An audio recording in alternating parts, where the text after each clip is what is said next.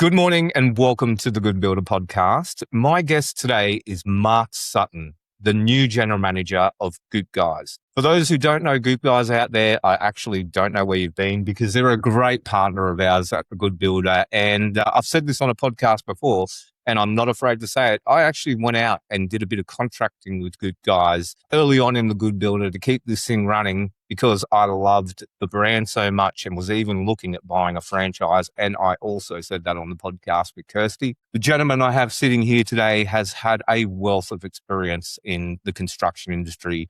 He's worked with Wattyl as the business development GM across Australia and New Zealand. He grew a network of more than 100 stores. Before that, Everhard Industries. So he knows all about what peelable protection and coatings and things are all about. And right now, he's just taken over a leadership role at Goop Guys, and we are so excited. I had a quick chat with him behind the scenes before this podcast, and I'm actually glad I did. I sat there and he taught me about, how to build a business and the marketing around your franchisees and making them comfortable. And I thought I was a pretty good franchise marketer till I met this gentleman. So it is my pleasure to bring to the Good Builder podcast, Mark Sutton from Goop Guys, the new GM. How are you? Yeah, good. Thanks, Aaron. Thanks for having me on today. And really great to come along and meet yourself. I know we've done a lot of work with you, and just I guess introduce myself as the new GM and all the exciting things we've got coming up and ahead of us. Yeah, well, mate, it seems really exciting. Like, I thoroughly enjoyed our conversation, and it genuinely did, Mark. Like, I can see just from the get-go, you're a great leader. You said things that really resonated with me, and a lot of the great leaders we've had on the podcast have talked about, and you talked about them in a way that was so practical and logical and implementable that I was kind of like, okay, this is going to be a bit of a cool and very new era for Goop Guys. But where did it all start, Mark? Can we get to know you and a bit of your history in the construction industry and what you've done?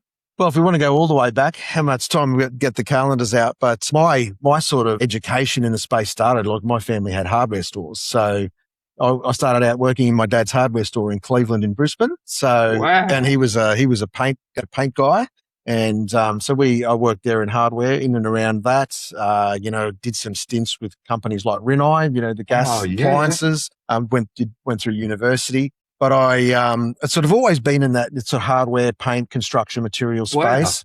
Wow. And I've had been the opportunity to work with companies like Wattyl, Everhard Industries, Crimsafe Group, working in and around Mitre 10s, Bunnings, all those types of things. So I've always had an affinity with the construction industry. And I think probably the key thing for me is I've always loved enabling and growing businesses. And I get a kick out of that, wow. setting up businesses, structures, programs, products, and, then seeing them, thrive and grow. So that gives me a great kick. But yeah, started back in the hardware store, serving customers, mixing paint, all those types of things. So, mate, the industry needs people like you. That's one thing that we've discovered at the Good Builder. We're very good at, the craftsmanship side of things and things like that. But people with good business acumen is essential for this industry. So what kind of drove you to take over the GM position of a family business down here that's been around for 25 years? Probably the want for, or not the want, the desire to help businesses grow and the love for that. Well, I think it's just really about opportunity. And that was probably one of the first things when I was approached about the role. And I think, and then after meeting Shane and Kirsty, look, they're very inspirational and genuine people that have created a fantastic business with just acres of opportunity. That's what I can see. And I think the mission around, protecting investment, right? So not just investment from our builder partners, but also that end use, that customer, right? Because whether it might be the developer or it might be the mum and dad or the family buying that house, there's an investment, whether it's dreams, dollars or whatnot in there. And I think the systems that they've created, and the passion that the entire team at Goop Guys has around it. And that goes for, the franchise team, but also the Jordan and Dave in the manufacturing side of it, and Shane and Kirsty, in the back end administration and business relationship side of it. Very passionate, very strong technically. And, really at the end of the day, the thing that the opportunity is that you're applying quality products reliably to protect people's investments. And I think nice, clear process, clear goal that has value to a lot of people. So that impressed me, and I love it. And I think then the fact that you've got that system and that process and that product, and then the opportunity for across Australia and even globally. So the business is got lots of opportunities and projects globally. I think the opportunity for me to come in, work with the team to help scale, was really big. And great to be able to come in and join the team, Shane, Kirsty, and the team to help grow and grow at scale and grow well and structured and to continue to deliver that quality product reliably. So absolutely. And one thing I love that you say out the back, and we've also thought too, is the protection of the investment for the end customer. I don't know if you know this, Mark, and we only had a brief chat out the back, but I used to be part owner in a building company called Avondale Homes on the Gold Coast. I hope they use you guys, and if they don't, I'm going to put you in touch with Daryl. And I love you, Daryl. But we used to build these massive acreage homes, $1.8 million contract values. And I remember one I went to, and we used to have these contracts, Mark, where we could go and do an open home before handover and bring clients through. And the client could come and talk to potential clients about how well we built and all this sort of stuff. I remember going to this one home, and it was probably our showcase home at the time. I think it was 2022. And I went there, and as soon as I arrived, I felt chills from the homeowner. And I was like, oh my God, it's 6 a.m. I'm 2.5 hours from home because we build out in the rural areas, and we're about to have 80 customers walk through this home. And this customer, doesn't want us in there. I was like, why? We scratched the Italian bathtub and the toilet seat. That's the fear. And that day was one of the most stressful days of my life, where we had to corral clients away from the client who owned the home. Yeah. It could have been all prevented by Goop. Yeah, after tough. I went out and gooped and did a bathtub or two and stuff like that, I was like, why didn't we ever do that? Yeah, well, that protection's so important. I mean, I just heard just this week about a situation where there were in a bathtub, $5,000 bathtub, and went to handover, and it had been damaged, needed to be replaced, but because it was on the second story, the team had to bust up all the tile work. They had to pull out a window. They had to get a crane to lift the bath in. So the $5,000 bathtub became a $20,000 bathtub, right? Oh my God. And so again, the investment from the building team, and then the investment from the end customer, I think for me that it's just clear as it's a genuine protection. It's not a promise. It's not a marketing gimmick. It's actually a genuine protection from those types of things, right? Yeah. So, I mean, you get some extreme cases, but I think the end goal, to protect investment is something that really resonates with me. Yep. And I think, again, resonates with our customers that utilize it. So it should resonate with builders. Yeah. I mean, you're not wasting any money. That's what I saw, because that bathtub, I think, cost us very similar, around $20,000. Oh. And I forgot to mention the toilet seat and the bathtub both came from Italy. No. So it was over COVID. It took 16 weeks to get back. Oh, man. Who's got time for that, right? She didn't have a bathtub and a toilet in the main bathroom. Yeah. So stress that build became our worst review. And that was my starting to be, and I'm sorry to say, but it was start of my indication of starting to create what makes a good builder and get out of the building industry, because we weren't doing a good job. Yeah, yeah. Sad as it sounds, it's where it was. We were disappointing customers. So anyway, the other thing that I found pretty interesting about you, Mark, and I actually get from you in a vibe from you actually, is that you're involved in the Wynnum Wolves, yes, the football club. Yeah, yeah. And you're vice president there.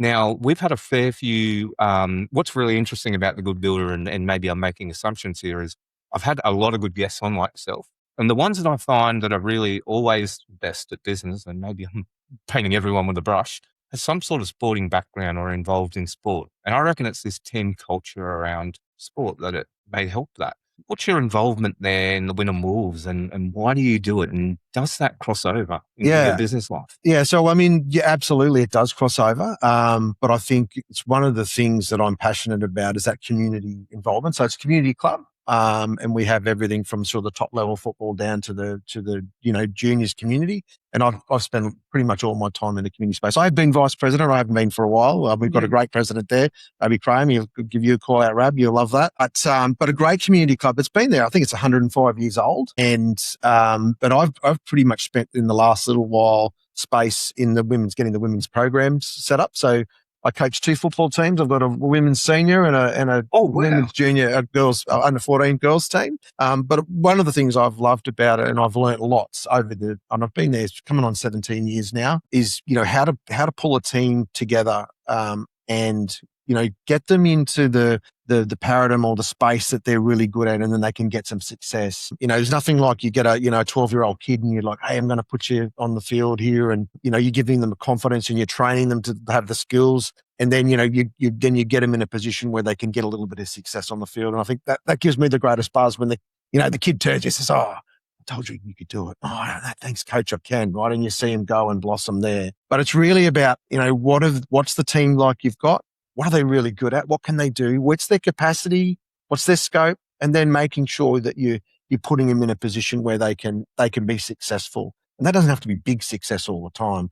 It can be little successes, that a technique or a skill set or something that they do well. They continue to do it well. So I think that definitely carries across into the business world. And also, in my role in Goop Guys, like I don't know everything about Goop or about construction. I don't. I'm not a specialist builder.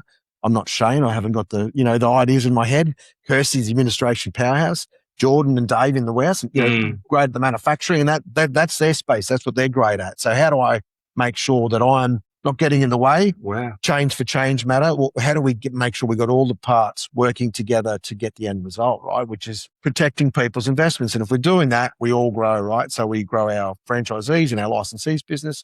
We grow our business, and we protect our customers' business, and then give them something proud and easy and reliable to hand over and sell, right? So absolutely there's parallels there, but yeah, it's good fun. I find a good stress relief too. Yeah. I've worked with many sort of families and kids and, like I said, seniors over the years, and it's just good fun. Yeah. So no, it was precisely what you said there, Mark. You said to me out the back, you want to empower the people in teams that you lead where they're good and make them thrive at what they're good at. And you're very good at positioning that. I think it's phenomenal. I think that's for all the leaders out there, I think that's a great way to, and the other thing that, it's a great way to lead a team. But the other thing you said was, you get out of the way.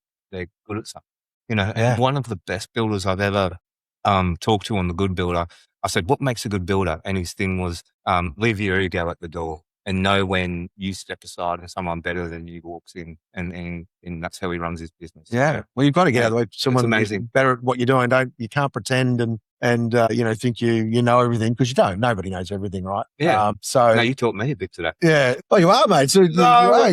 So, no, you taught me a bit. It's and that's probably my core skill set, right? It's like getting those teams together and. I've worked with multiple different types of skill sets in teams across different types of businesses, and again you can done very well, mate. Yeah, and you can really get some good results by getting everybody in the right lanes and working together. So cool, Mark, mate. We'll get into the business side of things now. Okay, the market right now is pretty tight. Builders are watching every line item that kind of comes in on their invoicing and the cost of the home. Where does sort of Goop sit at the moment, and what are builders sort of feeling out there? I know you're relatively new. But, I think, cost is, the increases we're getting. And I know our builders, we're under pressure, right? And some of the raw material people, they put their price up every 30 seconds, and it's hard to manage the costs and that type of thing. But I think I don't know whether, to do Goop or not do Goop is a cost-cutting exercise. I think it's more like a risk-taking exercise, right?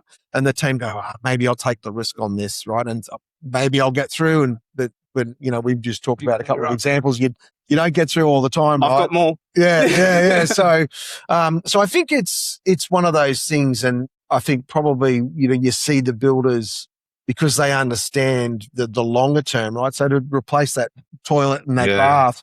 Like it's 16 weeks, and then you've got to pull your team off, other jobs to do that one. and pay more and, coordinate in and around it and coordinate around the customer and that type of stuff. Like, who's got time for that? Like, there's a massive pipefill. We know that there's big demand. I mean, even though there's sort of, listen to the news at the moment, they tell you, the sky's falling in, but we still got housing demand. We still need to build, and we know we don't have enough people to build it. And right. So there's going to be plenty of work, right? So I think it's kind of like, I think some of the builders are maybe weighing up the risk, but then you see the ones go, let's mitigate that risk, right? Yeah. Let's protect our investment. Let's protect our customers' investment. And, on the scale of the job, right? What's an average home these days in Australia? It's $1 million, like 900,000 $1 million, right? For $500 to $1,000 to protect that investment and stop that rework and stop you delaying all your other projects. It's like an insurance policy, right? It really is. And we did a bit of a research, actually, Mark, about some builders that we had in our community when we were actually a bit smaller. We've got a lot more now. I want to run the test again. And they were saying damage to the surfaces that you guys protect across the board of those who don't use it is about 10% of the build cost. Think about that at $1 million. It can be $100,000. I think the average was around $27,000 of damage, Mark, on a home. Yeah.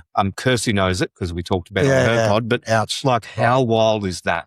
You're completely right. Like, you're either going to pay $500 to $1,000 or you're going to pay $27,000 pretty much. Yep. Like, I just don't know why more builders aren't doing it. Yeah, absolutely. So, but look, again, you understand the pressures, right? And, I do. So all of a sudden your timber goes up, 13% because they've decided to whack you with that, or have a temporary fuel levy or whatever, which other people reasonably have had to do, right? And I've seen across the market, some of the increases of, back to back, right? Yeah. And so we understand that pressure, but again, really it's the Goop service is really about that risk mitigation and to stop that cost, the bigger cost long term. And I think the people that we work with, they understand that. Yeah. They don't have the time or the capacity or, to be doing all that rework, right? No. And you've got some very good builders on board. I want to call out one, Eddie Kimley. I did your home, a 3-story home, which nearly killed me, mate. But it was a beautiful home, and I'm sure it was protected well because I got the tick of approval. Perfect on handover. Well, thank you.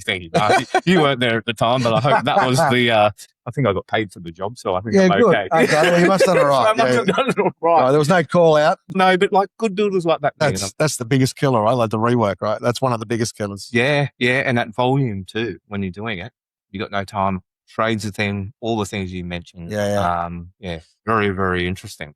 Well, the other thing, you've worked across the drainage, coatings, and now Goop. What do you see that is sort of relatively the same across all those and the trades? And what's a personality trait that you see amongst the good guys that you have dealt with across your career that kind of helps them be successful in their business? What do you see? I think that whole quality product and the reliability, that's one of the biggest things, right? So when you're doing your commercial or your residential construction, you want to be working with reliable people. Yeah. So the product quality is reliable. If it's a service, they show up when they say they're going to show up and get the product applied reliably. And that could be anything from, like the Everhard draining systems, water management systems, through to security screens, with the Crimsafe Group, or to paint coatings, water.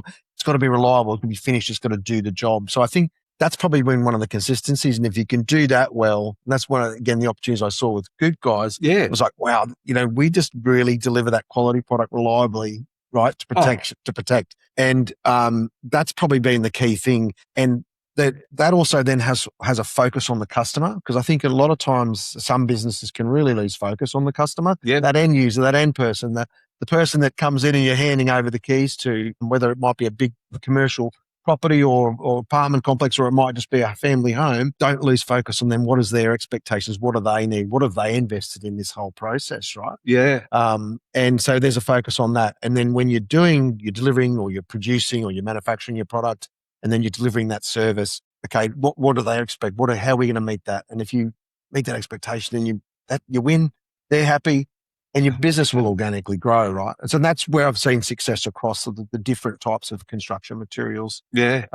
So adherence to quality, customer focus, and then being a reliable partner. And that comes into when things go wrong, right? So you can always have runs of product that don't necessarily work, or they're not haven't been applied or installed properly. but it's leaning into those situations and Yeah. not, within reason, leaning in and working with your customers, right? To how do we rectify this? Okay, this isn't good, but how do we turn that around? And so I think that's that commitment to communication and transparency and leaning in. People will, if you work through a situation with them, then they won't go anywhere else, right? Yeah. And because you're reliable, and you're working with them, right? Yeah. To help them achieve what they need to achieve. And that's not just you saying that. I remember when I was gooping, I actually missed a couple of windows at one of the jobs, and it was like, I was not come down on in any way, but the message was, you go and sort the thing as quick as possible. Yeah, rectify it. So the builder can proceed, because I missed the bathtub, so that wasn't any good, and a couple of windows. but the urgency was, for me, what I heard, and I've experienced it. I'm talking from experience, is that go and sort that out as quick as you can, so the builder can keep proceeding work. Yeah, absolutely. And just take a look around. That's why I wear glasses now. I look around. Next time, go to Specsavers and sort yourself out. Well, I think it's really, it's one of the I use in my coaching all the time. So how do you react? Things go wrong. They do. Like, you can't. Nobody has 100% completion rate all the time, right? It's how you react when things don't go to plan or don't go wrong. How do you pivot? Do you lean in, or do you go missing, right? And if you lean in and you work with your customers, there's generally going to be a good outcome ultimately, right? Yeah. There might be some pain, there might be some tears, there might be some frustration, but at the end of the day, if you're a reliable partner, ultimately that's good for the ongoing growth of the business, not only for someone like Goop Guys, but also for your end customer, right? Yeah, I think it's really important that you talk about that. Hey, Mark, I think we lose sight of that in the construction industry. We think about the end job and getting to build the home or whatever we're doing, but we don't think about what actually makes a good relationship for people. And things in any build go wrong. Like, I would be dumbfounded if there is a build out there that has gone smoothly 100%. If there is one, please let us know. We'll sit on the couch and tell me about it. But I don't think there is one. No. And it is truly, I think in our industry, we do sometimes, not you guys, but builders in general and tradies, we hide from mistakes. And I saw that in my experience when I was with Avondale Homes. And that's one thing that I loved about the Goop Guys and why I wanted to buy a franchise. And who knows, I might be still in market, actually.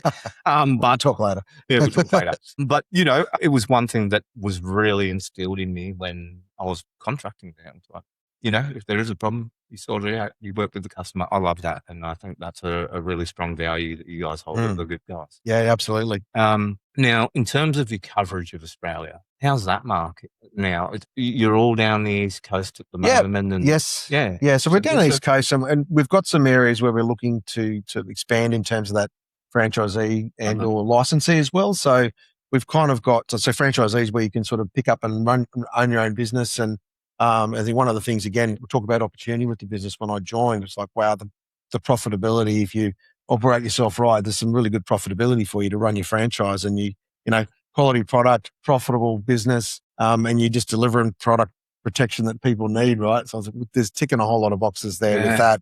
But look, we're certainly, we're growing. So that's one of the reasons I was brought into the business. Yeah. The business is scaling and growing. We've got different projects, but we certainly want to see the Australia, network increase. Yeah. So we've got, open opportunities in Sydney, down in a little bit in Melbourne, in some regional Victoria, and we ultimately, looking sort of Adelaide and Western Australia long term. Yeah. But and even into central Queensland. So again, driven by some of our customers too. They've got projects going, saying, hey, I've heard of WA customers that want you over there. Yeah. So we've got our franchise system, but there's also licensee systems. It's a little bit different levels and structures. Obviously, the franchisees get lots of different support and commitments in regards to that, in regard to marketing and those types of things. But the licensees, it's certainly a situation where we might have a project in an area and there might be an associated trade. So it could be a cleaning business, or it could be a painter, or it could be a stonemason or a waterproofer, where they pick up a license and then they're doing that and they're keeping their teams busy, right? Because we all know, when you're running a business and, there's always the highs and lows. Well, this Goop license could be something that you could run parallel and keep your team busy, keep them working with you, right? Because you don't want them going over the road, right? In those quiet periods, ups and downs, right? Because, you got good team members and you want to get them to stick with you. So So there's those sort of opportunities as well that are starting to open up. But definitely first priority, like grow the franchise and expand from there. But yeah, more and more opportunity. And again, one of my roles coming into the business is how do we scale that and how do we leverage that and maximize that as best we can. You know what I heard? I was just on the phone before you jumped in with a very good builder in northern New South Wales, actually. And I won't mention the builder, but he's a franchise builder who bought a franchise of a pool company. Right. And he's doing training in a pool company this morning on the Gold Coast. And I was thinking, you should get a Goop one. What, I look at the trades and builders. You just mentioned it then. I think a Goop franchise could be a very good opportunity for a builder or a franchise. I know builders own a very good builder, again, another franchise builder who owns a framing company in Rockhampton and does very well out of it. And back before the good builder, I helped him with a website and things like that. And I said to him, but mate, your XX franchise, how are you going to sell frames to every other builder? And they're like, we've all got relationships. We know I'm not going to take their builds. I'm going to service them with frames. And he does very well out of his framing business. And I always thought with Goop, because I wanted to get involved, as I've said a few times now, but for a builder, I was like, this could be a good opportunity for a builder to service their own and then also get it out there because they understand construction. Yeah, absolutely. I think it's a great opportunity. Yeah, it's a great opportunity. Well, we've even got one of our franchisees that they, quite the wheel of Brisbane North. He's a legend. Yeah, I went on the pod actually. Yeah. So he, so he's got a he runs his group business, his franchise. He's got a full franchise, and but also runs a very successful waterproofing business as well, right? So, again, like separate lines, but synergies, right? So, he'll find that he's on the same projects or wins more of the project. So, I think those opportunities, like we can definitely explore those and see if it's suitable and and that type of stuff. So I think there's some scale of growth there, but yeah. So look, there's definitely more growth on the horizon, and that's why Shane and Kirsty have got me in to sort of help them, support them to get that growth, and then growth not just for Goop Guys business, but also our franchisees and ultimately our customers being able to deliver quality finishes right when they do the handover. It's pretty simple. It really is pretty simple, Mark. Like, as you said, just de-risking it, making sure that the customer's happy and the trades can keep moving and onto the next roll. Absolutely. So keep rolling, pump out the next block of 10 units. Of something going wrong. Yeah. You're completely right. So, and we need to pump out more units than ever. We don't need in the industry. And I'm not entirely saying Goop is the sole solution of this. No. We don't need more hiccups in the industry and more delays on things because we're not meeting what we're trying to construct anyway. So the more efficient you can be, more profitable you can be because you're not going back and fixing stuff. Yeah. And the happier your trades are going to be. Like even I was actually, this was one thing, Mark. Mate, I went to a job and we were pretty small. I'm laughing to myself because we were pretty small with the good builder at the time. And as I talked out the back, I don't have an ego. I don't care about my whatever. I walked on this job site when I was working with Goop and the cleaners started clapping. And they were like, yeah, Goop's here, or I didn't actually hear what they said. And I walked on there and I'm like, hey, the good builder.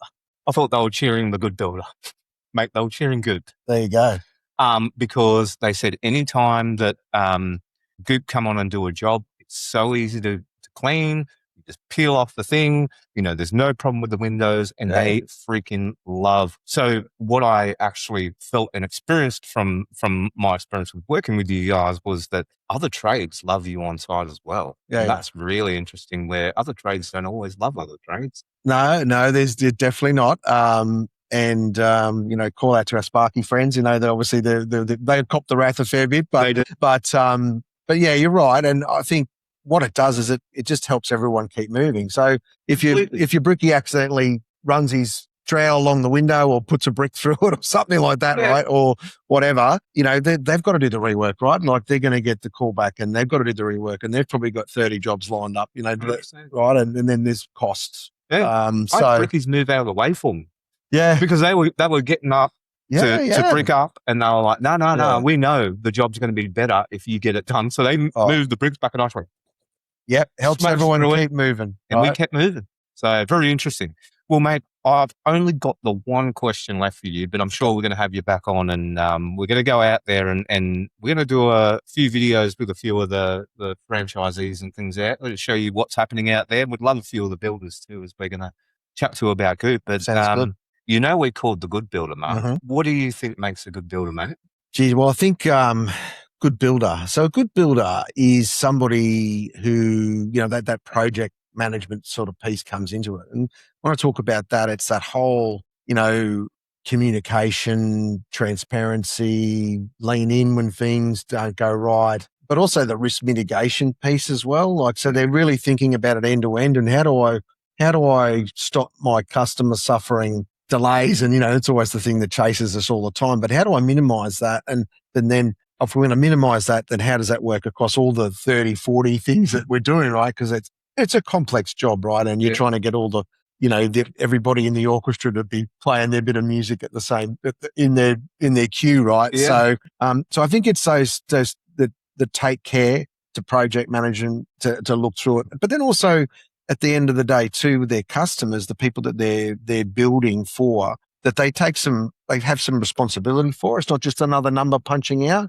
Like, you don't have to pretend you own the thing you're building, but, have some care for it. And then that shows through to your customer, your end customer. I mean, I'll, give you an example. When we built our little 4-bedroom home off the plan, I won't mention the builder, and we were coming to completion, and one of the trades on site put a backhoe through some piping, and the site supervisor came to me and said, "Oh, well, you need to pay for this." I was like, "Well, why do I need to pay for it?" He's like, "Well, do you want your house?" Well, that's what I said. Well, I said a few other words as well. I said, "Well, you're kidding. Are you kidding? You're threatening to hold up my house?" He said, "Yeah, that's what I'm doing. So do you want your house or not? Like, you've got to pay."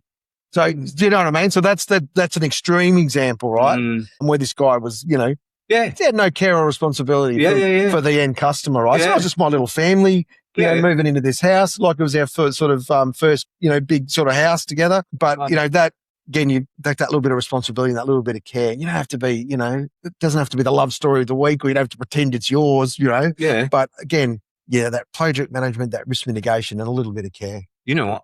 I spoke with a very good builder yesterday who I have introduced to Goop, but I don't think we've done anything with him, but he's very, very interested. A gentleman builds beautiful big homes, very keen to work with you. But I was on the phone with him yesterday and he said the same thing. He said he was having not an incident, but he was having an issue with a few of his younger boys that were doing the work in a home. And I hope he doesn't mind me saying this, but he's a bit between jobs in bigger builds and projects, and one's not going to start for 6 to 8 weeks. So we started hanging the plaster, doing it to help out and keep the boys busy. But there were a few issues with the job, and he said that he went and got a few cans of mod stuff, sat him down, and talked about exactly what you talked about. And he said their attitude changed. And now they want to learn. They're thinking about the customer. They're advancing themselves. They're not taking, feedback critically, Mark, and all those sorts of things. And he goes, it tends back. And I think that was a really good point that you talked about. I think it's more that we need to think of in the industry. We're not just, sometimes we do a job. It's like me and you. We do this job and we're kind of like, I do a pod. I love this one, by the way, but we do a pod and we're just kind of done. Yeah. It's not like, I think that's what you're saying. It's think about the end result and who you're doing it for. And I've got to always think about the builders we're doing this. How do we get the best education out of it and stuff like that? So very cool what you just said, Mark. And then the other thing too is it sort of goes both ways. If they're taking a little bit more care and a bit more thinking about it, they're a bit more proud of what they're doing, what they're achieving, and they're delivering these stuff and it's all going well and it's great finish. Customer says, "Hey, great job." Boss says, "Hey, great job, guys. Well done." So you really can find a little bit of purpose. And that might sound a little bit silly, but it's important, right? When you're working, you've got to have a little bit of purpose and be able to have a little bit of pride in what you're doing. Absolutely. And so, that's a one way to get, hey, well, this is what the focus is. We're going to deliver a great finish and an outcome for the customer. And that'll flow back in multiple levels. Well, Mark, like I said in the podcast, that's why I got out of building and why I sold out of Avondale Homes, because we couldn't deliver that product that I was proud of. As sad as that sounds, that's the honest truth. And as I said, I'm not just pumping you up and saying Goop Guys is the answer to everything. But I know if we used it, I may not have never left. You don't know. I just couldn't look a customer in the face that spent $1.8 million and hated us. and it's all their money. Yeah. Yeah. You got to think about that. Yeah, absolutely. So it's an interesting lesson to learn, but that's why I love the Goop Guys, and so proud to be partnered with you guys, and really awesome to meet you, Mark. Like, mate, as I said, I think, Shane and Kirsty are absolutely amazing people who've done the, Australian manufacturing too. Oh, absolutely. You've Yeah. got to remember that. Yeah, absolutely. Oh, actually, I'm not going to even end the pod there. I'm going to keep going. I am so passionate about Australian manufacturing. I am so disappointed with not what's happening in Australia, but we don't have any left. Like, what do we do? What do we manufacture here anymore? How do we support local? How do we support local business? How do we support local family business that do so much and give so much opportunity to Australia? Yeah. Well, I think, COVID's kind of taught us a lot of things about supply chains, and I think we're starting to see a slow creep back of stuff, but you just can't flick a switch and then recreate a steel industry, maximize it. Like, you can't do that. So it's going to take time. But I think community and government understand that, okay, we need to be a little bit more self-sufficient and bring some of those things back. I think there's opportunities in new industries as well, to sort of new technology and that type of stuff to really bring on board, right? So why wouldn't we get involved? And I think, we always have these big overarching arguments about renewable energy, but you look at how many solar panels are out there, and, there's a transition already going. Yeah. I think I saw a stat the other day, 40-50% of the country's energy is covered by renewables during the day, right? Yeah. We won't the semantics of that, but no, I mean, that's a new industry, a whole new industry, right? Yeah. Like, they get caught up in the the culture wars and the arguments, like, hey, what are the new industries? What can we do? What can we bring here and run with, right? But look, Goop Guys, manufacturing, on the Sunshine Cup, it's Jordan, who's the lead there, does a great job, and Dave, in terms of getting the product mixed and delivered, not just nationally, but also globally too. And we've got significant customers overseas that, where, they're mixing batches and shipping to. So I think there's things we can do. And again, that overall bringing all that manufacturing capability back, it'll take time. But I think the other thing too is that we're sort of enmeshed in the Asian region, right? And so China's our biggest trading partner, and I think we just signed a free trade agreement with Indonesia. Yeah, they do heaps of stuff. Malaysia, Vietnam, they're all becoming sort of manufacturing powerhouses. So I think we're never ever going to retreat from that fully. Yeah, but I think there's ways for us to build capacity. So when something like COVID happens, we're not. Remember what it was like, trying to get material and, even though we were sort of a designated industry, and it was probably boomed I know from the construction materials, people were booming 30-40% or more in some cases. But at the end of the day too, then it was like, well, how do you get the resupply of product, right? Yeah, absolutely. And the cost when you're at the end of the supply chain. So I think it'll be a slow creep over time, but at the end of the day, there's things you can do locally to build your capacity and have multiple supply chains. Don't just rely on that container coming in. Great advice, mate. You should run a building company. But I'm not going to say that because now you're running Goop Guys. Yeah, not this week. I should probably shut up. But mate, I could talk to you all day, Mark. Mate, you're a fascinating guy. I think you're an amazing operator. I learn a lot with our chat out the back. Learn a lot on this chat here, and as we always do, wish you all the success. I think thanks, Harry. You're going to do a great job, and Goop Guys, as you said, the opportunity is amazing. Yeah, so no, appreciate the time to catch up, and really looking forward to kicking on with the Goop Guys team and getting that growth that we know and the opportunities there, and working with everyone across the industry to protect investments and keep them rolling. Let's go. You're Thanks, a legend, Mark. Thank you so much, mate.